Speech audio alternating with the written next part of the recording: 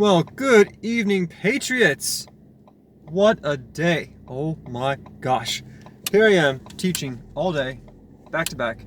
And throughout my lessons, I just see my phone just exploding with notifications. This is happening, this is happening, this is happening. The one thing, all the things that have come out today have in common. The Marxists are being exposed. The truth is being revealed. And the darkness is not lasting as long as we thought it was going to last. Now, obviously, this is not meant for us to celebrate or get comfortable. As always, we must remain vigilant and mindful. More importantly, though, the biggest challenge for any patriot is to expose the corrupt when we see it. Expose the Marxists when we see evidence of it. Call out those in charge. Hold everyone accountable. I know this is a revolutionary concept. It's not new. This has happened before. Okay? But it's new for anyone in power who doesn't want to let go of their power. Hold them accountable.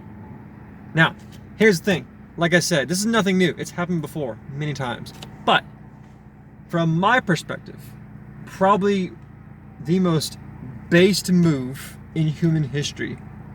A move that one guy did that set a chain of events that altered human history forever. Now, for those of y'all who may not be Christian, hey, you may not see the importance of this event, and that's fine. But those of y'all who are Christian, this is important. Yesterday was October 31st. Many call it Halloween, and that's fine. That's their right. They can celebrate it however they want to, okay? But for me, yesterday has a special significance.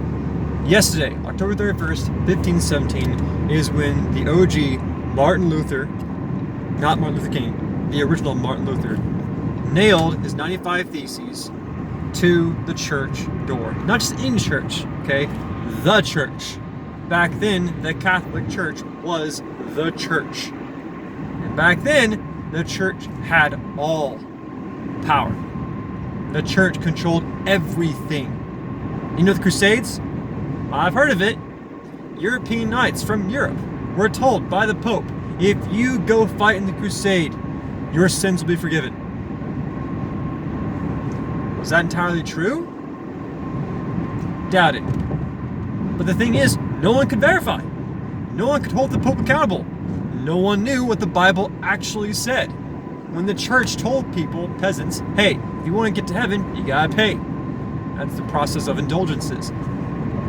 When the church told the peasants, hey, if you really want to get to heaven, you gotta do what I tell you to. No one questioned it, because no one could read the Latin Bible. And by the way, there were very few versions of the actual Bible printed. And those that were handwritten by hand in Latin. So the only ones who could read that were the high priests and quite a few nobles. But that's it. The majority of the people did not know what the Bible actually said. The point is, Martin Luther was like, you know what? That does not seem right. There's a lot of problems I have with the church. 95 to be exact. Now I'm going to list 95 reasons why the church is wrong. Why the church needs to fix itself before it gets wrecked. Okay? The thing is, he wasn't expecting it to be such a reaction as it was.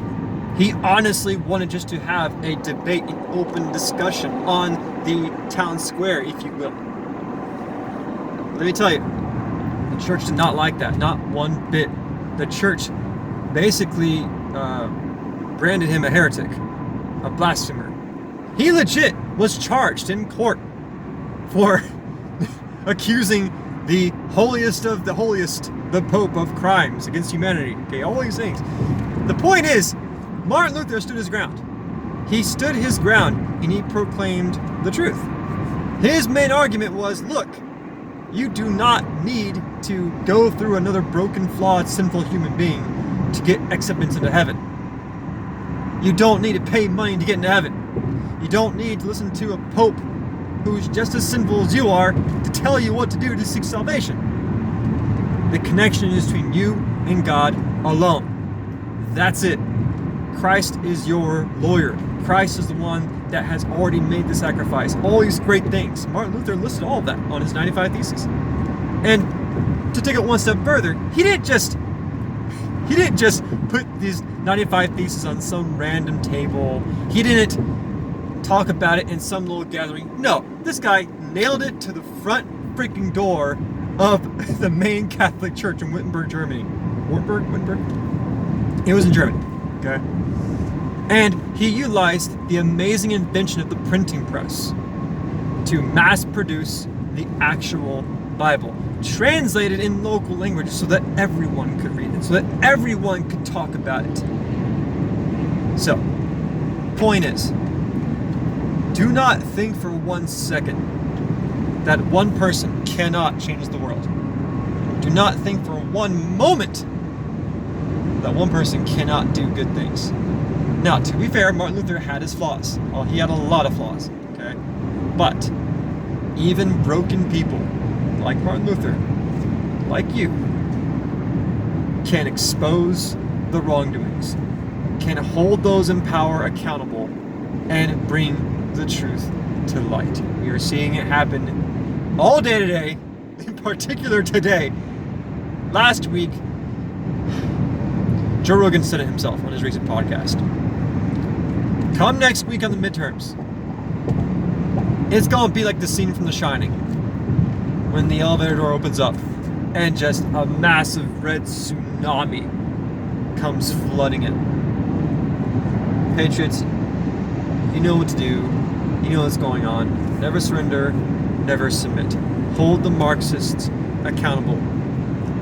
Those that are in power, those tyrants, do not let them get an inch. Because the moment you do, they've won. Okay? This has gone way too long than I was expecting, but it's okay. I love you guys. Thank you so much for your support. Never surrender, never submit. This is Constitution Vet, coming to you live on a beautiful, mobile field. This is Constitution Vet, signing out.